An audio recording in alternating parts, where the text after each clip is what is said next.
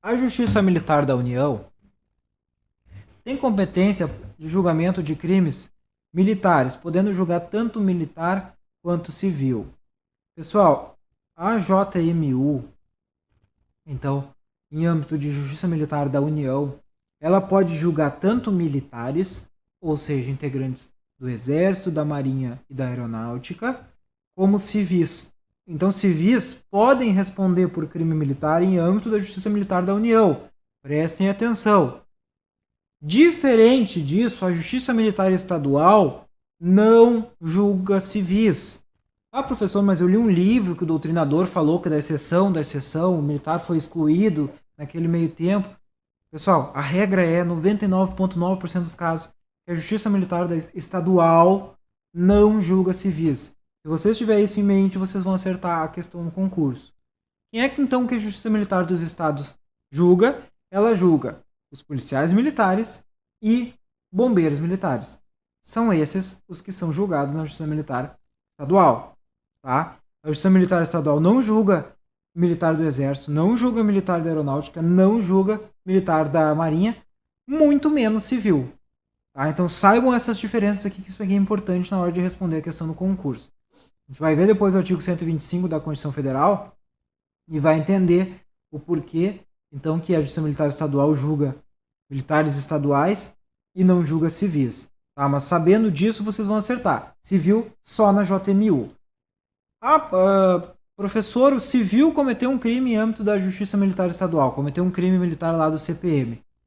Ou ele vai responder se houver infração penal correlata na Justiça Comum Estadual, então ele praticou uma lesão corporal contra um policial militar em serviço, ele não vai responder por crime militar de lesão corporal na Justiça Militar Estadual. Ele vai responder por crime comum na legislação processual penal comum. Tá? Se esse mesmo civil praticou um crime de lesão corporal contra um militar do Exército Brasileiro em serviço, por exemplo, vai responder por crime militar na Justiça Militar da União. Mas a recíproca não funciona para a Justiça Militar Estadual.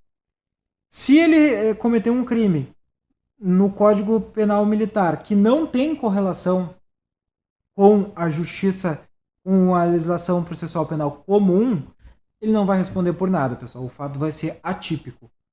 Vocês podem concordar ou não, mas a realidade é essa. Então ele cometeu um crime militar, conforme a gente viu lá quando estudou os crimes militares, de ingresso clandestino. Penetrou em unidade militar sem autorização, iludindo o sentinela, por exemplo. Nós não temos esse crime na legislação processual penal, na legislação penal comum. Então esse civil, se entrou num quartel da Brigada Militar e cometeu o crime de ingresso clandestino, não vai responder. Então, para ele, a conduta não vai ser enquadrada criminalmente. Esse mesmo civil ingressou num quartel do Exército, da Marinha, da Aeronáutica.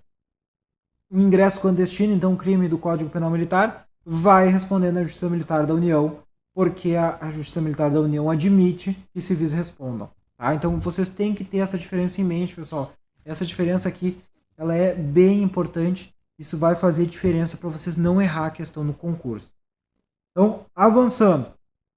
Alterações da Lei 1341 de 2017.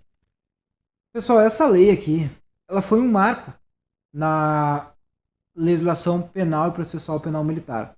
Já falei para vocês, a gente já estudou ela quando estudou Código Penal Militar, artigo 9º, mas é importante, eu vou seguir batendo na tecla, porque uma coisa era quem estudava para concurso que caía a legislação militar antes de 2017, antes da Lei 13491. Outra coisa para quem começa a estudar depois. Mudou muito, mudou de forma muito significativa a legislação. Então, mudou na parte penal, mudou na parte processual. Então, eu vou sempre bater na tecla para ressaltar a importância dessa lei para vocês. E lembrando, essa lei está em vigência, tá? Só que nós já temos ações em âmbito dos tribunais superiores questionando a constitucionalidade dessa lei.